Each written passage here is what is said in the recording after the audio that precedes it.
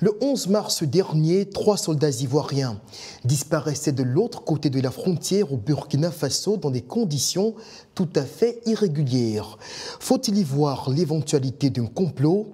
Des milliers de personnes ont marché à Bangui en Centrafrique la semaine dernière pour protester contre un éventuel troisième mandat du président Faustin Touadéra et surtout contre la présence des miliciens russes de Wagner dont les atrocités exaspèrent les populations.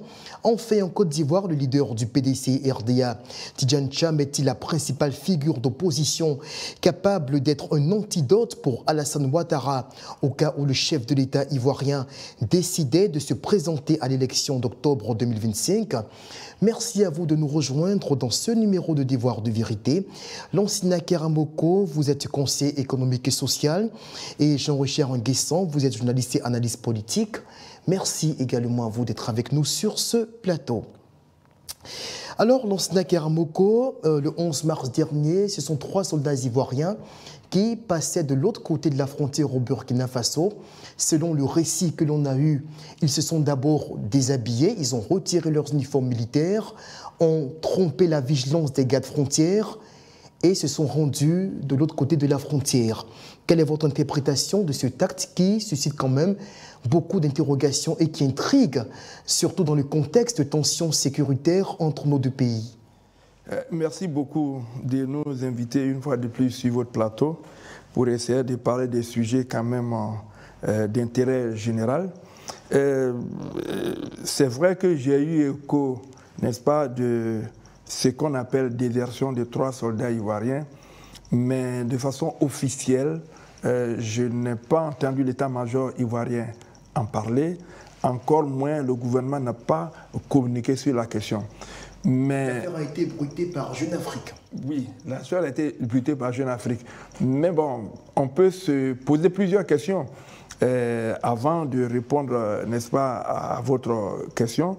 Est-ce que s'il y a désertion, c'est une désertion idéologique, c'est-à-dire que ces 3 soldats, ces présumés déserteurs, seraient-ils tombés, comme on le dit, amoureux, n'est-ce pas, de l'idéologie développée, le panafricanisme, le souverainisme développé par les putschistes de Burkina Faso?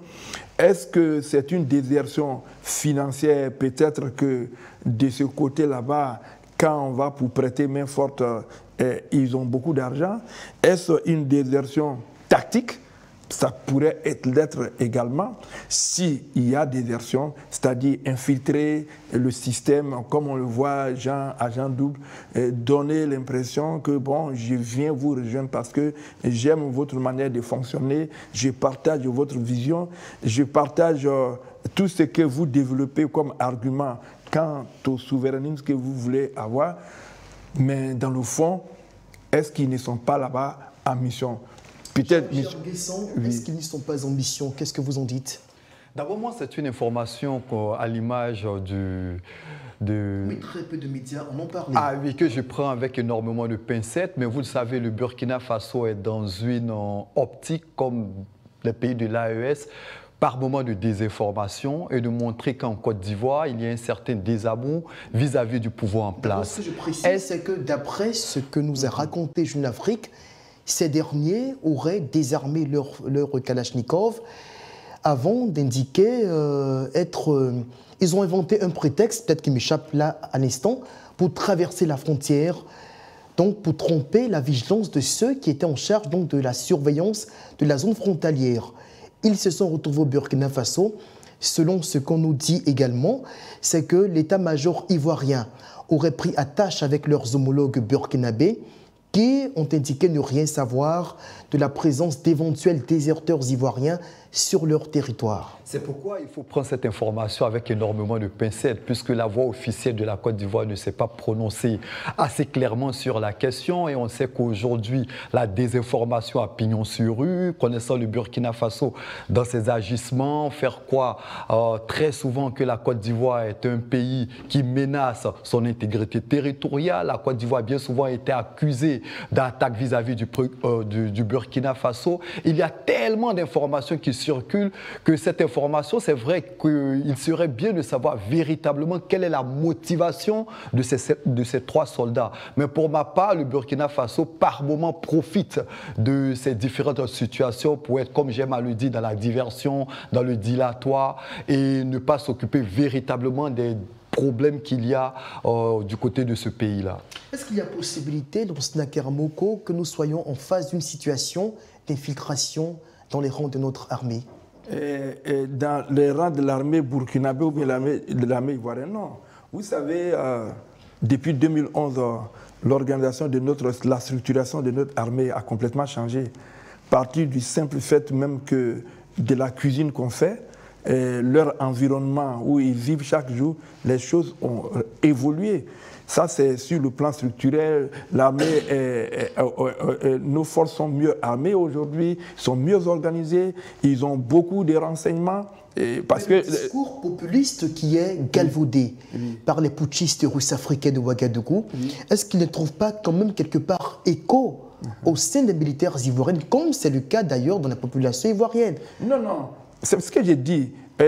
Dans mon développement, j'ai parlé d'abord de structuration de notre armée du point de vue logistique, mais il y a aussi une structuration du point de vue mentalité.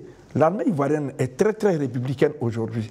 Alors, quand on rentre dans ce niveau, n'est-ce pas, de structuration, on ne peut pas permettre que d'autres éléments extérieurs viennent infiltrer notre armée. Peut-être, je le dis, c'est l'armée, c'est des militaires ivoiriens qui peuvent infiltrer l'armée burkinabé. C'est eux qui en parlent. Parce que, comme l'a dit... c'est plutôt Jeune Afrique qui en a parlé, pas le Burkina Faso. Bon, Jeune Afrique en parle. Vous savez, il y a des choses dans lesquelles je ne veux pas entrer ici, mais les journalistes sont de toutes les façons ce qu'ils sont. Jeune Afrique en parle. La Côte d'Ivoire, qui est le pays concerné, n'en parle pas. L'état-major n'en parle pas. Le gouvernement n'en parle pas. Peut-être le temps de faire de la lumière sur cette affaire. Vous savez que la Côte d'Ivoire n'a jamais caché quoi que ce soit. Même quand il y a des militaires ivoiriens qui se sont retrouvés de l'autre côté des gendarmes, de l'autre côté de la frontière, automatiquement l'armée, le gouvernement, l'état-major et le gouvernement ivoirien ont communiqué là-dessus. Quand les 49 soldats ont été pris, on a communiqué là-dessus. À chaque fois qu'il y a une situation, notre armée est républicaine, elle n'a rien à cacher, elle est bien structurée. Dès qu'il y a quelque chose, l'armée communique. Mais cette fois, c'est quand vous nous avez invités et que vous avez partagé avec nous, n'est-ce pas, cet article des Jeunes Afrique, que nous apprenions quelque chose. Mais moi, je suis allé aux informations, au plus près, n'est-ce pas, de ceux qui peuvent me donner des informations sur la question, mais tout le monde est surpris. D'accord. Alors, avant de conclure ce chapitre, Jean-Richard, est-ce qu'il y a un risque quand même de déstabilisation pour notre pays quand on se dit que certains de nos soldats, si l'information s'avérait, qui rejoignent, on peut dire, en griffe l'ennemi, parce qu'on sait le type de rapport qui caractérise aujourd'hui l'axe Ouagadougou-Abidjan. Il y a des rumeurs de préparation de mouvements subversifs à partir du Burkina Faso qui seraient projetés pour déstabiliser la Côte d'Ivoire donc à l'horizon d'octobre 2025, pendant la période électorale.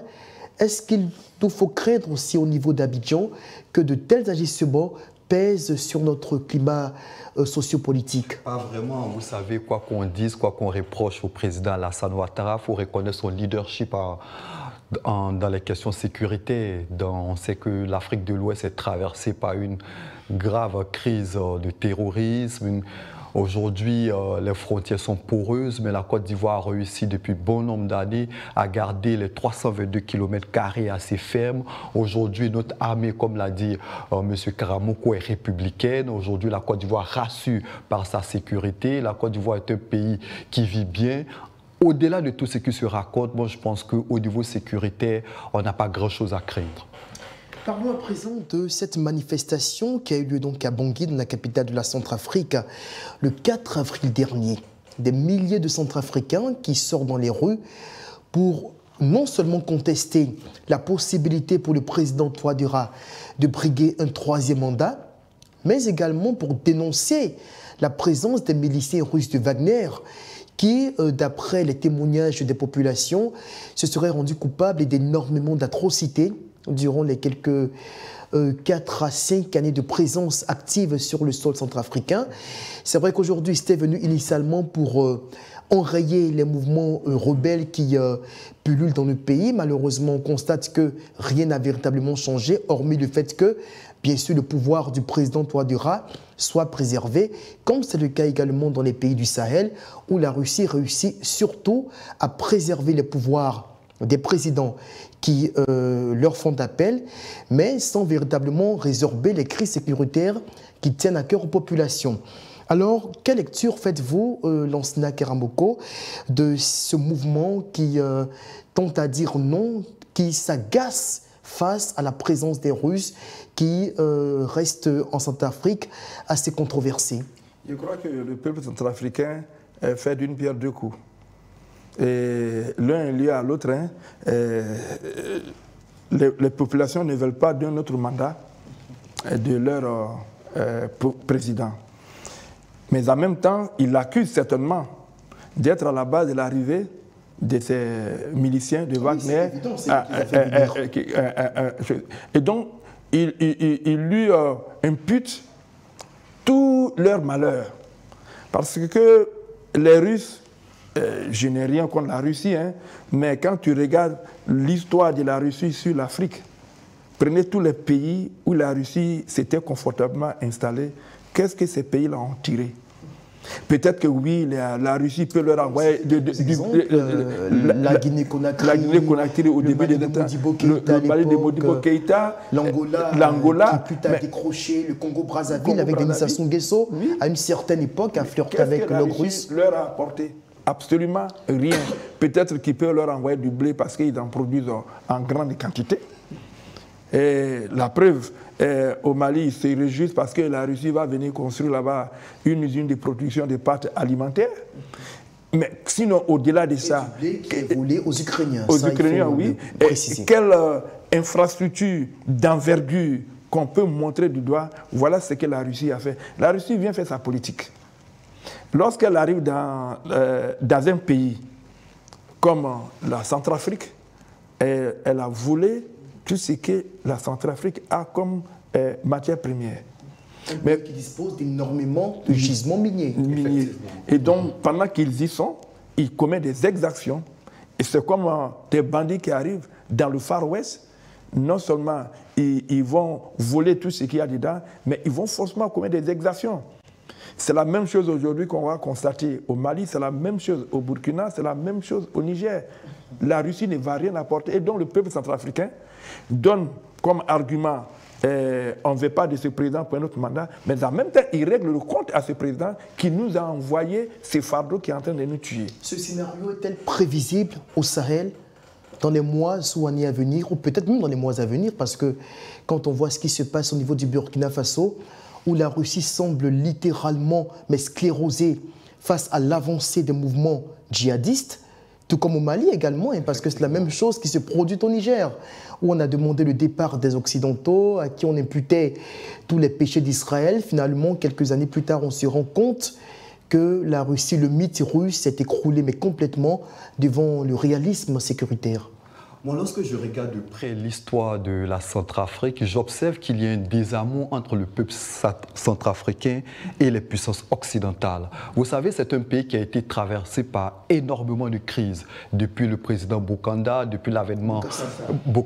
Avant même Bokassa, c'est-à-dire lorsqu'il y a eu les indépendances et avant même que Bokassa n'arrive au pouvoir, vous savez que c'est un pays qui a traversé bien de crises avec David Dacko, renversé par Bokassa. Ensuite, on sait que les Français, avec l'opération Barracuda en 1979, ont renversé Bokassa pour remettre Dacko. Donc, il y avait ce désamour vis-à-vis de la France. Et lorsque la Russie arrive, on voit en la Russie le Messie, un pays qui est censé apporter énormément, surtout que c'est un pays qui a traversé une guerre civile de 2003 à 2013. Et lorsque les Russes arrivent, on se dit qu'ils vont apporter énormément, mais on observe depuis quelques années, depuis qu'ils sont là, que la situation n'évolue guère. Bien au contraire. Que la Russie n'a jamais colonisé de pays africains, donc... Voilà, ce sont les parfaits libérateurs. Ce qui est désolant avec la présence russe, c'est que c'est un pays qui fragilise la démocratie dans bien de pays. La Russie ne vient que pour du business. Et vous l'avez souligné à l'instant, le sous-sol centrafricain est un sous-sol assez riche, avec l'uranium, avec de l'or, avec du diamant, le bois, le pétrole. Et lorsque Wagner est présent dans ce pays-là, c'est pour faire du business. Ce qui attire la Russie dans ses rapports avec l'Afrique, c'est quoi? C'est la volonté d'aider les pays africains à se stabiliser, ou c'est l'appât du gain des ressources minières? Parce qu'on a l'impression qu'au Mali également, on pille l'or, mais dans des conditions tout à fait opaques. Pareil au Burkina Faso ou au Niger. Mais qu'est-ce que la Russie veut à l'Afrique finalement? Mais la Russie, c'est que la Russie attend de l'Afrique. L'Afrique a un sous-sol qui est très riche. En 30 secondes. Voilà. Et donc, quand la Russie arrive, d'abord, elle s'est fait précéder par des Africains qui sont leurs collabos, donc qui envahissent le terrain avec des communications de panafricanisme, de souverainisme. Et donc, on vole l'esprit, comme le dit un griffe des populations. Quand le terrain est propice, automatiquement, ils aident des soldats à renverser le gouvernement démocratiquement élu. Donc, ils sont contre la démocratie. Et quand ce gouvernement s'installe, leur première mission est de faire en sorte que tous les autres occidentaux présents sur le terrain s'en aillent. Comme ça, la Russie arrive en maîtresse des lieux pour vraiment passer à l'acte pour lequel ils sont là. Et comme ils partagent le butin avec les putschistes en place, donc ils peuvent rester à ce niveau, pour renchérir assez rapidement, il faut dire que la France aussi avait failli au niveau de la Centrafrique. Elle a montré ses limites à bien d'égards. Donc, l'arrivée des Russes, il y avait... retiré dans là où peut-être c'est opportun de le faire. Avec les nombreux coups d'État, avec ce désamour vis-à-vis de la France, avec le soutien à certains régimes autocratiques. Pour revenir sur les faits, c'est que lorsque la France décide de mettre terme à l'opération Sangaris, qui semblait garantir quand même une certaine stabilité des institutions centrafricaines, ils se disent là-bas à Bangui, mais on est abandonné. Tout de même, les rebelles étaient présents. Est-ce que finalement, les populations désespéraient plus ou moins? Est-ce que finalement, entre le mal et le moindre mal, il n'y avait pas un choix à faire? La France était le moindre mal. Grosse interrogation. Et là, nous passons tout de suite au troisième et dernier sujet de ce plateau, pour revenir en Côte d'Ivoire. Et là, on parle de la présidentielle d'octobre 2025, Tidjane Cham, comme le décline le thème de ce que nous allons aborder, le véritable antidote pour Alassane Ouattara, avec un point d'interrogation évidemment. Jean-Richard Nguessan, on est à quelques 6 mois de la présidentielle. La sphère politique ivoirienne a quelques grandes figures en dehors du chef de l'État sortant. Nous avons entre autres le président du PDCI RDA, Tidjane Cham. On a également du côté du PPACI Laurent Gbagbo, Charles Blé Goudé et Guillaume Soro qui peuvent quand même jouer les trompettes dans les urnes. Alors là, finalement, lequel parmi ces personnalités-là, qui sont tous menacées d'être écartées de la course à la présidentielle, peut inquiéter Alassane Ouattara si d'aventure le dirigeant ivoirien se décidait à aller à nouveau aux urnes? Vous savez, le RHDP, quoi qu'on dise aujourd'hui, est un parti assez fort et qui a su se positionner sur toute l'étendue du territoire national. Et au-delà de ça, la stratégie du RHDP force le respect, même si par moments, c'est une stratégie qui est décriée par de nombreuses personnes. Cette stratégie-là qui consiste à piocher chez l'adversaire, à déstabiliser l'adversaire. Mais je pense qu'en politique, c'est de bonne guerre. Alassane Ouattara a qu'est-ce que je dirais, un parcours, une histoire et un vécu qui parle en sa faveur. C'est vrai que du côté de l'opposition, on se cherche un champion. Tidjane Thiam est présenté comme celui qui peut véritablement bousculer le président Alassane Ouattara. C'est vrai qu'il a un excellent parcours quand on regarde son histoire, sa trajectoire, son vécu, l'expérience acquise à l'international, dans le secteur financier, dans le secteur bancaire. Il peut énormément apporter à la Côte d'Ivoire. Mais je pense que le RHDP, pour ma part, reste un parti véritablement fort. Et si l'opposition veut ébranler le RHDP, cette opposition-là gagnerait à se mettre ensemble. Pour Snack Aramoko, Tidjane Thiam que l'on n'attend pas vraiment, il y a tout là quelques années, et qui débarque peu avant la mort du président Bédié, qui s'installe et qui est tout de suite plébiscité par la base militante du PDC-RDA.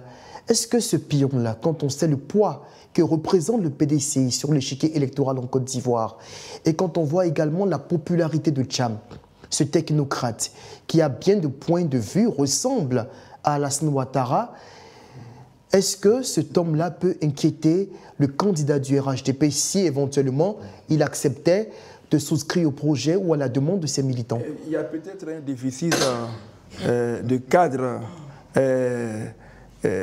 au PDCI, mais peut-être que Tidjane Thiam, parmi tous les autres cadres, avait le meilleur profil pour eux. Il est quand même l'un des cadres ivoiriens les plus illustres au niveau mondial. Oui, mais comparé à Alassane Ouattara, c'est parmi les cadres ivoiriens qui lui équivaut véritablement à l'international parce qu'il a été le directeur du Crédit Suisse qui a fermé ses portes. Si on doit ressortir attendez, le parcours de Thiam, c'est quand même assez impressionnant. Mais oui, au-delà, on a des technocrates. Quelqu'un disait la dernière fois que l'ancien secrétaire général de la présidente de la République, Abdrahmane Cissé, a un profil qui n'est peut-être pas meilleur que celui de Tidjane Thiam, mais il a quand même un profil. Il y a des Ivoiriens, il y a Thierry Tano qui existe en Côte d'Ivoire, qui a également un profil. Il y a beaucoup d'Ivoiriens qu'on ne connaît peut-être pas, qui ont, n'est-ce pas, des profils. Maintenant, comparé à Alassane Ouattara, c'est ce qui me fait sourire un peu. Mais Alassane Ouattara, d'abord, il a une carrure. Il n'a pas hérité d'un parti politique. Il a été là au fondement d'un parti politique qu'on appelle le RDR. Qui a été fondé par Jenny Kobina. Je n'en disconviens pas, mais c'est parti de comment la création du RDR. C'est parce que Alassane Ouattara était Premier ministre de la République de Côte d'Ivoire. Il est parti dans des conditions vraiment difficiles qui n'ont pas été acceptées par Jenny Kobina et qui s'est dit, bon tiens, il va falloir qu'aujourd'hui, nous on crée un parti, mais la première personne à laquelle ils ont fait appel, c'est Alassane Ouattara. Et il y a eu une adhésion massive au RDR parce que l'image d'Alassane Ouattara était associée au RDR. Ça, il ne faut pas l'occulter. Est-ce que vous comprenez un peu? Et d'ailleurs, c'est lui qui avait été pressenti pour être le candidat du RDR en 1995. Bon, là, c'est vrai que le CV de Thiam, il est très impressionnant, honnêtement. C'est-à-dire qu'on l'aime ou pas, mais franchement, au niveau de la représentativité des cadres ivoiriens, il est certainement l'un des meilleurs. Comparaison, mais ce que je veux qu'on rappelle quand même, c'est qu'avec l'envergure que prend cette personnalité, est-ce que vous pensez qu'il est susceptible d'inquiéter le chef de l'État ivoirien? Est-ce que vous êtes sûr que sa personnalité prend de l'envergure, ou bien il y a quelque part quelques images négatives qu'on peut tirer aujourd'hui de l'image de Thiam? Ce qu'il était au début ne l'est plus. C'est-à-dire? C'est-à-dire quand Thiam arrivait, il était auréolé du Messie, mais il a commis tellement d'erreurs élémentaires que même dans ses propres rangs, peut-être qu'on ne lui dit pas en face, les gens se demandent, est-ce que ce type était vraiment prêt? Ou bien il a pensé qu'il pouvait... politique, est-ce que dans tous les partis ivoiriens, on n'a pas ces fissures-là? Tidjane Thiam, son parcours, c'est quelqu'un qui a 30 ans d'expérience, parce que quand on remonte, même jusqu'en 1999, il avait déjà une stature internationale, si je dois la rappeler, mais vraiment c'est énorme. Ce que je suis en train de vous expliquer, je ne dénie pas ce qu'il a comme carrière internationale. Mais lorsqu'on veut diriger un pays, il y a autre disposition, autre que sa carrière internationale qu'il faut regarder et prendre en compte. Vous avez ça un peu. Le président Alassane Ouattara, en 1999, il est directeur général adjoint du FMI. Il rend sa démission pour rentrer en Côte d'Ivoire. Est-ce que vous comprenez ça? Il rend sa démission pour rentrer en Côte d'Ivoire, pour venir rester auprès des siens, pour vraiment se préparer à briguer la magistrature suprême. Et de 1999 jusqu'en 2010, vous voyez le temps que ça a mis, il a tout subi. Donc il a appris à connaître.